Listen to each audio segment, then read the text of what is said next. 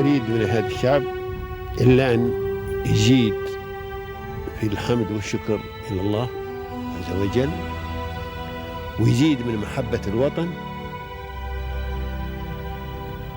ويزيد من العمل ومضاعفة العمل لما يسعى فيه من خير له وللدولة والأهل.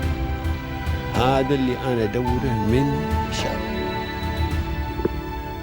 وربنا إن شاء الله يوفقنا جميعا على ما يحب ويرضى.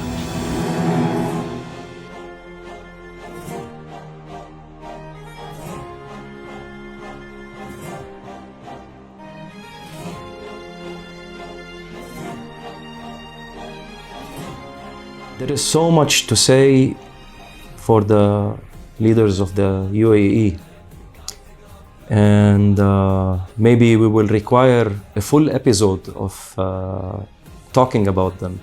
But what I'd like to say is, we, as a citizen of this country who's been living here for so long, and I've seen all the changes, there is nothing but respect and salute and appreciation and admiration, and we truly feel that you are a true model for many other countries, and we truly wish that our also countries where we have come from can learn 5% from our dear UAE leaders. And last but not least, the only thing I can say is thank you for everything, for the schools you've provided, for the educational system, for the road system, for the everything to make someone's life very easy. And you have put together 200 different nationalities under beautiful laws that protect everybody, and it is priceless. And we cannot thank you enough, and we are just extremely proud of you, and we keep learning from you, and thank you.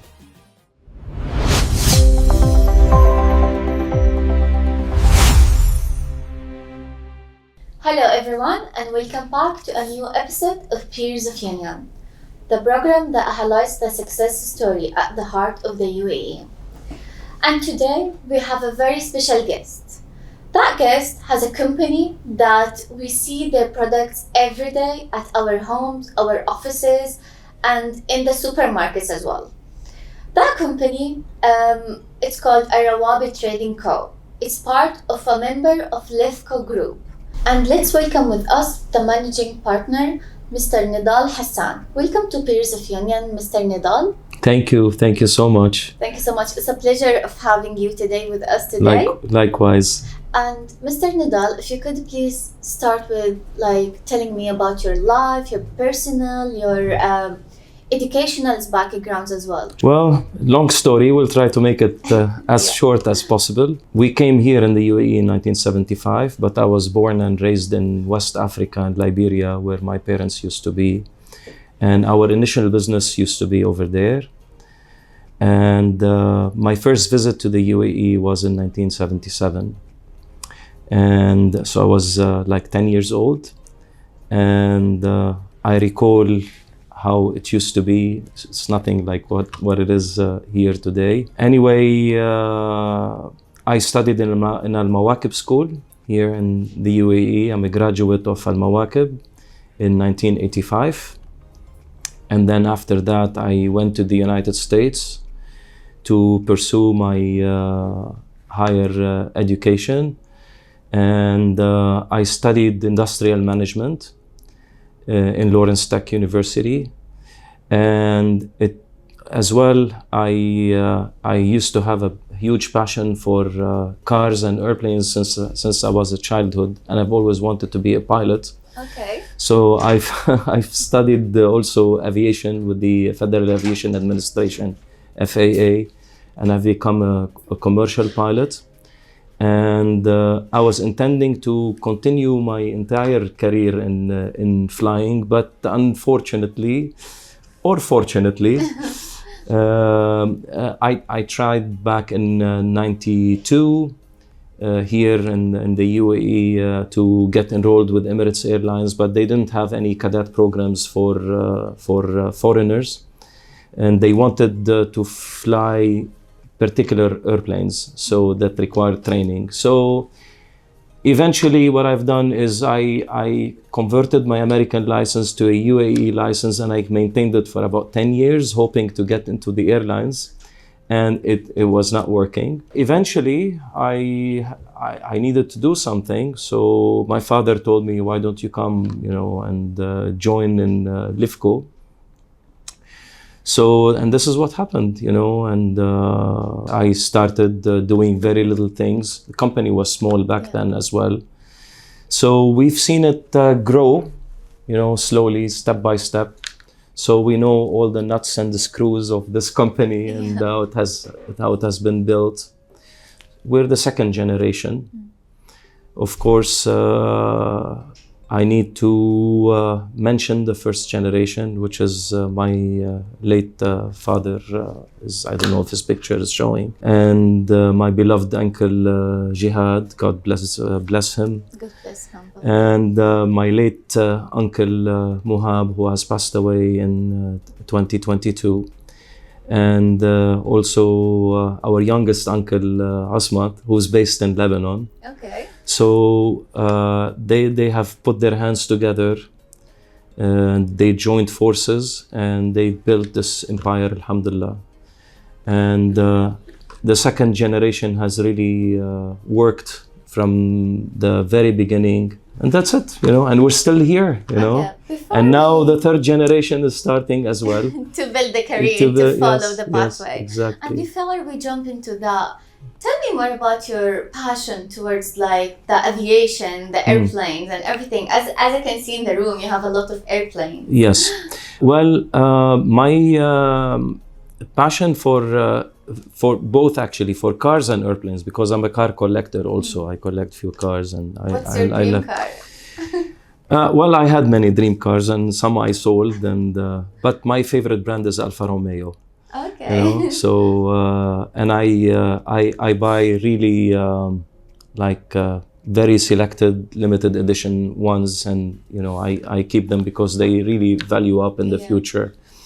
And I drove Lamborghinis, Ferraris, you name it, so, but really Alfa Romeo is my favorite. And there is a very nice story to where this passion has come from. When we lived in Africa, we used to come every summer to visit Lebanon. And I recall I was maybe around 5, and where my grandparents used to live, it's in the mountain and it overlooks the airport. Okay. And our neighbors also, next to my grandparents' house, they had a car showroom that sold, they were specialized in sports cars.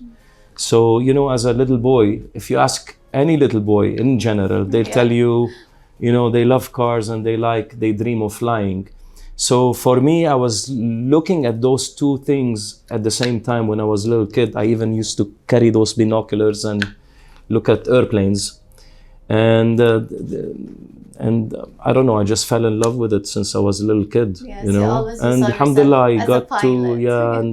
I got to pursue my dream.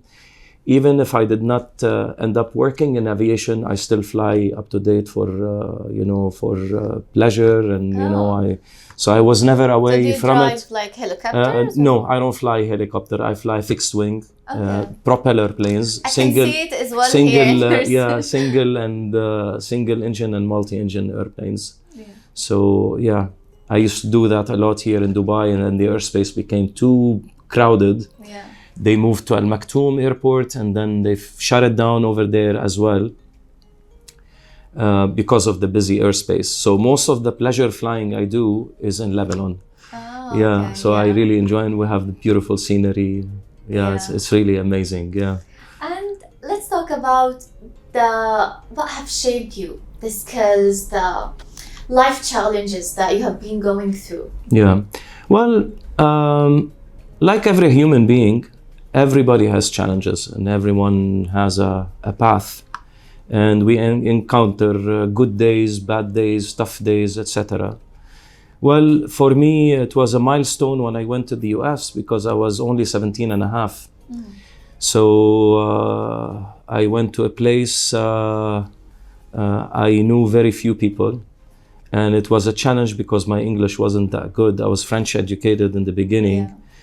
And so being on my own at 17 and a half has put a huge responsibility on my head.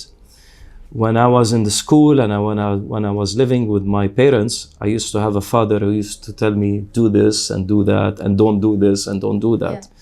So at least I had to be smart enough to make the right decisions for myself. And I've seen people who have done horrible decisions and they really screwed up, unfortunately. So alhamdulillah, I'm blessed with having that awareness at that young age. And I have overcome lots of difficulties, of course, but those difficulties, they really shape you to who you are today. And one thing that's really worth mentioning is in the United States, really you learn very positive traits, very good. It wasn't just the university, it's the life in general. It's like life shapes you. Yes. Yeah. Because, when I was there, I wanted to do extra money. So I worked delivery. I worked as a painter, house paintings. Yeah. I worked as a babysitter. I worked as a gardener. I worked at the bookstore in the university, just to do a little money. And we used to get paid by the minimum wage, which is $4 at that time an hour. But those are all beautiful memories, and it gives me pride that I've done all of. They will even adapt your personality. Of course, definitely. And this is why, for me, in my style of management, the management has, we study it. But, in the hierarchy of management, you have people on the top and then it goes all the way down. I've never associated myself as me being the top guy. With me, the people who are working starting from the people in the warehouse and all of this, for me, they are extremely important. They are as important as everyone else. So, and I think I had that association to associate with the sales representatives, with the merchandisers, with the drivers, with the helpers, with the people, the porters, you name it, It was because I've done those type of work. And when I first came in and started to work in Lifco, even during my summer holidays when we didn't travel, my father used to either make me work as a driver to deliver something, or to be in the supermarket filling up rice bags and lentil bags and hummus bags. And so I was, we've done all the labor work. And it's not just me only. It was my brothers, my cousins who worked the same way. As they say, Unlike elders are always strict. Our children did not get to. It's our totally different generation. Yes. And throughout all of this, what do you feel is the most powerful skills that you have gained, and you wish everyone could learn them as well? Look, it's hard to say on a particular thing, but if I were to make a summary and pick one, I'd say you become a people's person, and because leadership requires lots of skills, not just the know-how of the business. It's like leadership, you have to lead by example, not by giving orders. And you become very good at psychology, because when you deal with the different types of people, especially when I worked in sales, it was the toughest experience for me, because you face lots of rejections. Sometimes people, they don't want to talk to you. They have alternatives. So you have to kind of suck those negative energies in, and because they are your customers and all of this, you cannot react or be upset or something. Exactly. So you have to reshape, and like you always have to find another way. Yeah, exactly. So yeah, it's just builds your personality, builds your character. Yeah, and I'm happy with who I am, alhamdulillah. And how would you say that the people who has stood next to you, who have supported you throughout this career, this pathway as well? So yeah, we start, people who support you from the very beginning. It's your parents, as we've said. And then you meet friends along the way. You back each other, even as kids and all of this. So support comes throughout life from many different people. But when it comes to my business, I'd have to give credit to my father and my uncles. Because I watched them, how they've worked together and how they have set an example for the second generation also to be hand in hand and work together. Although each one of us is doing something else, no one interferes in the other. Like for instance, my brother works in the glass and aluminium division. I know very little about what he does. So I'm not involved in his operation, he's not involved in my operation. We're very much organized. And thirdly, definitely the colleagues that I work with. They are the backbone of the company. They are like, they are like my partners. They're my friends, my brothers. One very good aspect about working here, and maybe later on if you meet anybody, they'll share this. They are happy because the environment is although we have our challenges and the environment is sometimes hostile from the outside, but we are very professional and we keep that friendly atmosphere at all time. And decision is most of the time is shared. It's not okay. There are some times where my word has to go, but lots of times they challenge my decision, and which I truly respect and I appreciate. And the team Alrawabi were around 200 people. So, but I deal with the management, and the management also, they're like becoming seniors, So they've been there for a very long time. Like the GM who works with me, Mr. Samir Abdul Samad, has been, before I've joined, he's been with us since 1987.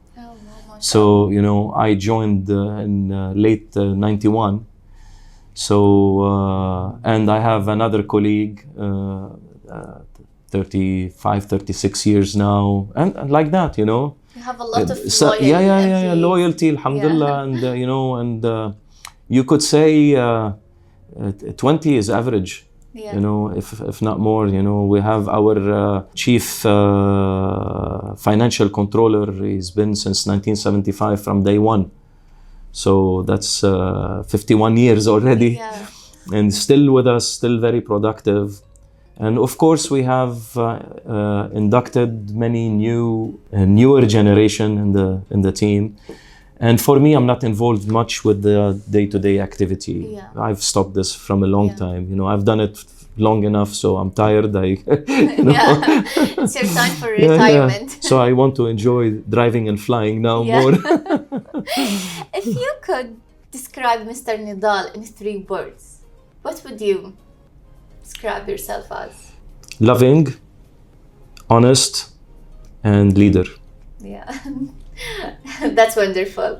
And now if you could go to Alrawabi company, if you could tell me, start about the vision, how it has created, especially it's like a family business. Yes. Well, I'll tell you a bit before Alrawabi. I will have to mention, because Alrawabi is one division from the group, and the second generation, all of us, we have come already to an existing company. So none of these have been started by us.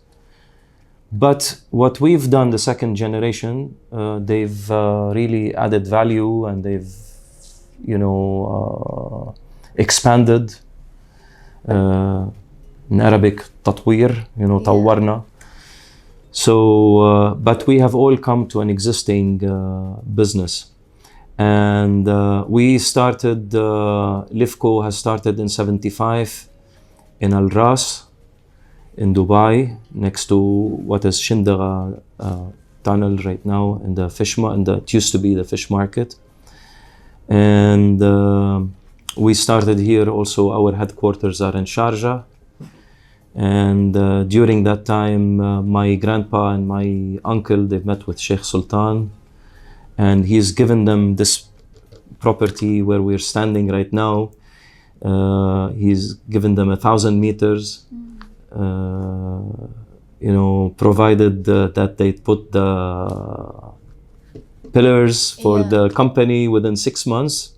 And then, of course, the company started to expand and we bought more properties. So we started first with our wholesale, and our business used to be purely Lebanese products, especially focusing on fresh produce, fruits and vegetables from Lebanon, and many other Lebanese products, because there was an Arab community and a Lebanese community that lived here. And you can imagine back in 1975, you weren't born back then, and how the UAE used to be. Yeah. So we used to be very small, and it needed so many things. We slowly started to expand into products from Europe, products from the USA, from South America, from India, etc. And we set up as a distribution company. So the mother company is called Lebanese Fruit Company. شركة الفواكه اللبنانية. لأنه this is the core, this is the mother company, this is how, So, and what happened, I'm not sure about the dates, but I think somewhere in 1980, 81, something like that. There used to be an existing supermarket called Alrawabi supermarket in Dira. Yeah. And we've partnered with them, and then we had Alrawabi trading. We had Alrawabi supermarket as a retail outlet, and we had Alrawabi distribution company.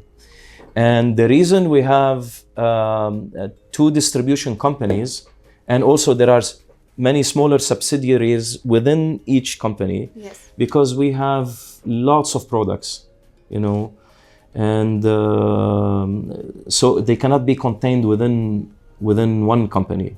So each company is totally independent from the other, financially, warehousing, staff, management, etc. But of course, it's under the same umbrella, and it's the same. Each one is a different profit center, but they all come down to the same ownership. So that's a brief about Rawabi. I had to mention the history behind it. Yes, and it's such a wonderful history. And for me, so I told you Rawabi was in 1980. I joined the end of 1991, and I was in the other department. I was in Lebanese Fruit Company. So you were distributing everything? Yes, and Al-Rawabi company was existing as well. But I came to Rawabi end of 1993 because the manager wanted to leave, and I had already got some training. Okay. So I moved to Al-Rawabi from Lebanese Fruit to Al-Rawabi, and I'm here ever since. Yes. Yeah. And what are the services that Al-Rawabi provide? And it's very simple. It's not rocket science. It's not complex business. We have many companies from all over the world that we represent here in the UAE, and we are their sole distributors. And we are a distribution company, and we have a fleet of cars that does the distribution and van operation. Of course, there are a huge human resource level behind this operation to make it successful. We don't see them every day, but they're doing the hard work. And we distribute to all kinds of supermarkets, the big ones, the small ones, the middle ones, and we do cater to hotels, to restaurants, just like that, yeah. Yes. Being part of Lifco Group, how does that strengthen the company as Alrawabi? I didn't understand, sorry. So like Alrawabi is part of like Lifco company. So how does that strengthen your ability to grow in the industry as well? There is no threatening whatsoever. You mean... Strengthening. Like making it like growing more. Strengthening. Yeah. Sorry, I heard threatening. Okay. Yeah. Oh, okay. Yeah, definitely. Being a part of a group, it gives you strength because, like I mentioned, I don't know if I mentioned that earlier or not, within the Lifco group and within our technical glass group, we're like a workforce of 5,000 people. Yeah. But of course, this is including Qatar, Oman, and now Saudi Arabia and the UAE. So definitely being a part of a group, it gives you strength and a stronger portfolio and a strong reputation as well. And we have a huge responsibility to maintain this status as a second generation and to pass it to the third generation, inshallah. And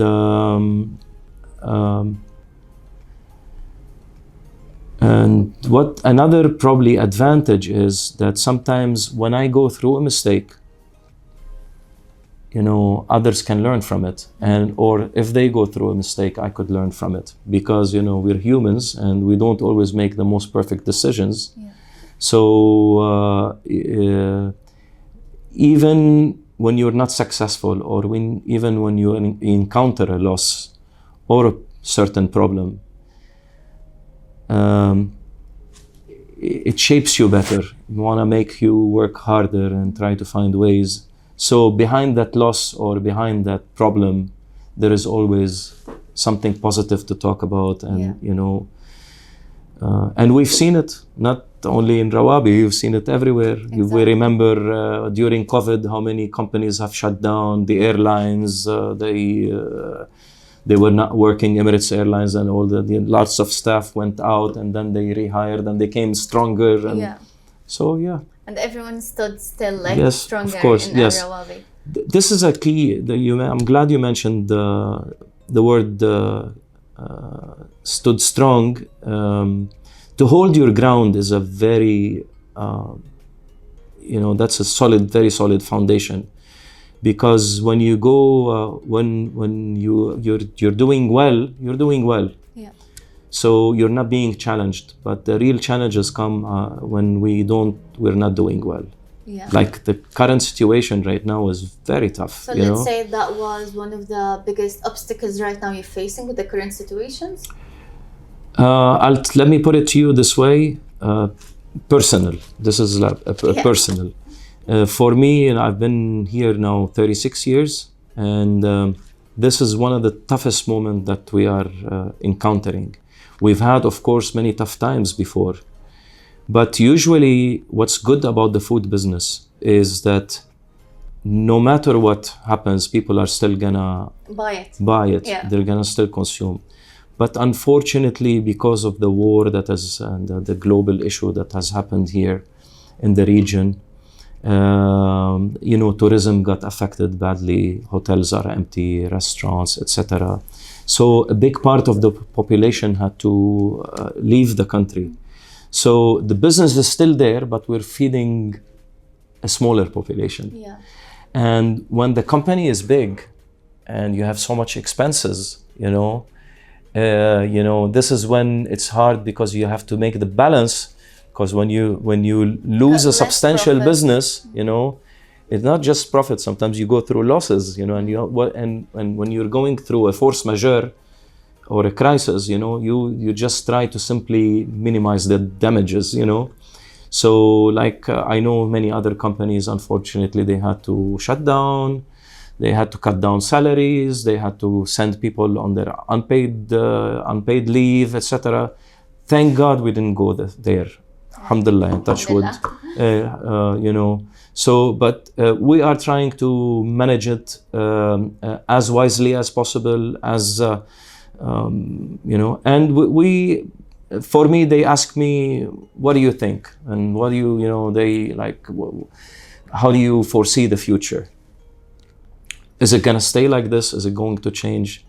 Well, for us here in the UAE, there is a history that speaks for itself. It always bounces back. And maybe talking about this, it you know, it gives me an opportunity to talk a little bit about the UAE. UAE has a very strong foundation, and I've personally witnessed. I'm a person who has witnessed all the changes, from being a desert to being one of the top countries in the world. And they've done magnificent infrastructure. They've put 200 people, 200 different nationalities in one place. No one bothers the other. So many different religions, so many different cultures, so many different food tastes, you name it. They live in so much harmony, in so much peace. And for me as a family person, you know, and like every family person, maybe we take safety for granted here. But it's amazing when you know, like I've never had to worry about my children being out late or something, because we know it's safe. We don't lock the door of our houses. We keep the key in the car and it's parked outside. Yeah. You know, so these privileges, we are really so blessed to have it, because if you look around, if I tell you, if I pose a question on you and I tell you, give me one country that has those privileges, I think you'll come up with none. Yeah. You know, exactly. Honestly. Yeah. And we take very big pride. And of course, you know, me being from Lebanon, I always say I wish we have 5% of what we have here in the UAE. And my children and myself included, we call this place home. Yeah. You know, so yeah. Yeah. And speaking of that, like the UAE have showed what's like a good leadership is. And for you as like a Rawabi group, during everything's going on, you showed like your employees how good and how strong you are as a manager. You stood next to them as well. So tell me more about the competition. How did you get to like have that trust built between the customers, the entrepreneurs, the distributions companies, and everything, stakeholders? Look, in everything you do, there is competition. Exactly. In, you know, in whatever business. And competition has a positive edge. I don't like to say a negative edge, because I don't think there is negativity in it. But you know, competition gives you more challenges. But at the end of the day, anyone who's doing their homework correctly, you know, they more or less succeed. So you have to always be innovative. You have to always be ahead. And you try to make your forecasts properly. When I used to, when I was learning flying, I remember most of the teachers, the flight instructors, they always tell you, you have to be faster than your airplane. Meaning that if you're flying at 300 kilometers per hour, or like a passenger jet that flies at 900 kilometers per hour, you know, you need to be ahead. Meaning that you have to always anticipate what could go wrong, and be ready for an engine failure, for some kind of problem. So you're always making those calculations. Okay, in case something happens, where am I gonna land? What is it that I'm gonna do? And honestly, I think me being a pilot has helped me a lot in my in this type of work, because it has. To be a pilot, you have to be very alert, and you have to be very, you know, clever as well. You know. For me, the company is like an airplane. You have to really always be on top of it, and you have to always anticipate what's going to happen. but there are times where reality, you anticipate one thing and something else happens. Yes. Like for instance, for us this year, we have put a plan for 20% growth. Okay. You know, no one predicted that war is gonna happen. Yeah, You know? yeah, exactly. So yeah. And how would you say that you managed to keep the same quality, to maintain that? I think it's something hard for a company always to deliver the same quality. It needs a lot of work. When you are in a fast-paced country like the UAE, if you're not on top of it, you will fall. It's I don't want to give you a complicated answer. Yeah. It's as simple as this. You know, if you really don't upgrade your softwares, your mentality, your products, your network, everything, you can't grow. And this is why when modern trade, when Dubai started to shift from the traditional trade to the modern trade, many companies have fell because they could not cope up with the changes, you know. Yes. And the UAE is only about changes, you know. It's only about, you know, like what the things you can do now on your phone is beyond the. Sometimes I'm traveling and there is some signatures I need to do. You do it on the phone. You need to give a notification to a notary public. You do it through a link or something, you know. So I remember, I believe it was Sheikh Mohammed bin Rashid. He mentioned that by the year 2020, that he wants Dubai to be a fully smart city, meaning that we don't use the use of documents becomes much less. And this is truly what happened. Now everything is done through online and applications, and so you have to be on top of it. And if you reduce your speed, your competition, you'll always find someone who's gonna catch up and overtake you. Especially like in a country like a fast-paced like the UAE. Yes, extremely fast-paced. Yes. And what would you say that the future plans for Alrawabi company? Do you have any strategic plans? Yes, I'll tell you one very clear thing we are noticing. Consumer behavior is changing. It always does. And you can see it in the car market, for instance. Consumer behavior is changing. They're going to electric cars. Yeah. Okay. So there is a fact here. The UAE has a very young generation like yourself. Yeah. Okay. And so the generation is very young, and this young generation is not really their behavior is not like their parents or their grandparents. And we notice it from so many events. For instance, when we used to do Ramadan was all about the family gathering and, you know, a lot of people and invitations and all of this. It is still this way, but it's at a much smaller scale. And the young generation, they order online. And we know from our customers, they tell you their shopping basket has dropped drastically. Yeah. And what we are seeing that most retailers, I don't want to mention names, but you know the big retailers here in the UAE, but even the top ones, their businesses are declining and the online business is shooting up. It's growing. Last year, I think we had over 200% growth in the online business.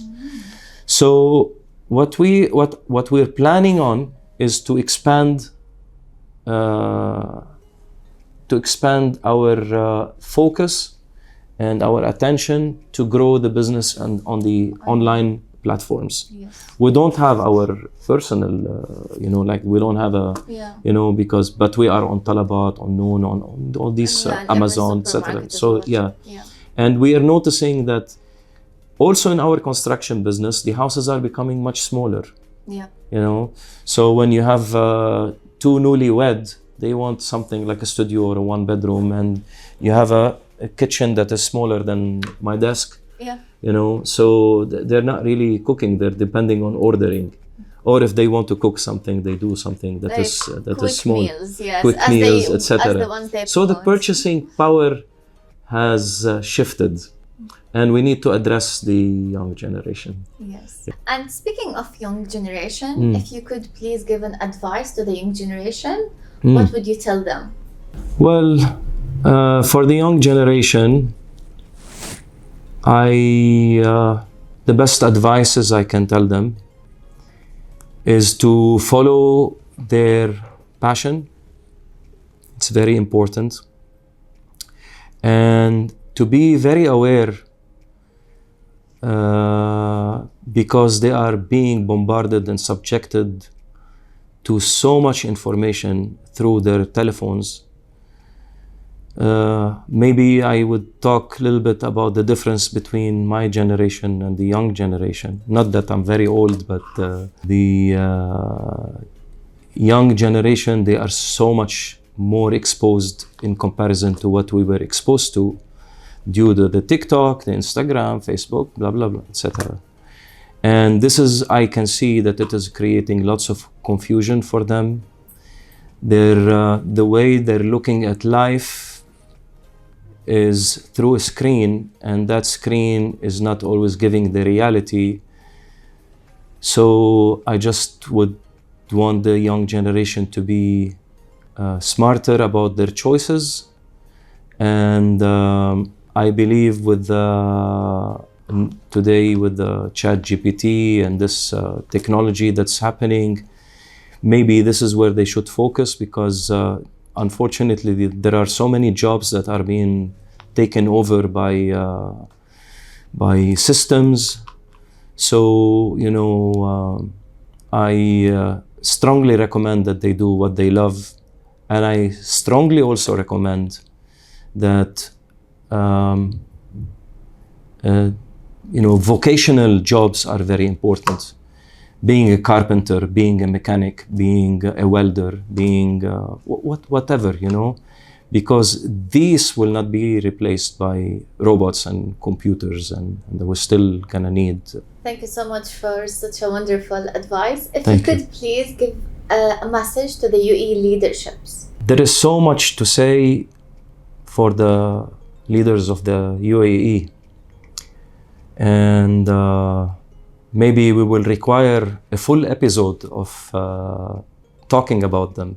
But what I'd like to say is, we, as a citizen of this country who's been living here for so long, and I've seen all the changes, there is nothing but respect and salute and appreciation and admiration. And we truly feel that you are a true model for many other countries. And we truly wish that our also countries where we have come from can learn 5% from our dear UAE leaders.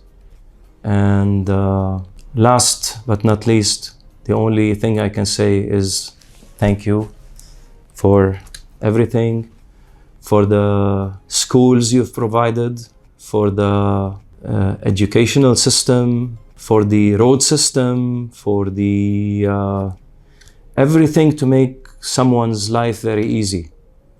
And you have put together 200 different nationalities under beautiful laws that protect everybody, and it is priceless. And we cannot thank you enough, and we are just extremely proud of you, and we keep learning from you, and thank you. Mr. Nidal Hassan, thank you so much for such a wonderful and a great advice. Thank you. It was a pleasure having you with us today. Likewise, my greatest pleasure. Thank you so much. Thank you. And ladies and gentlemen, we came to the end of our episode. Stay tuned with us for another peer joining our Peers of Union next week on Sama Al Ain TV.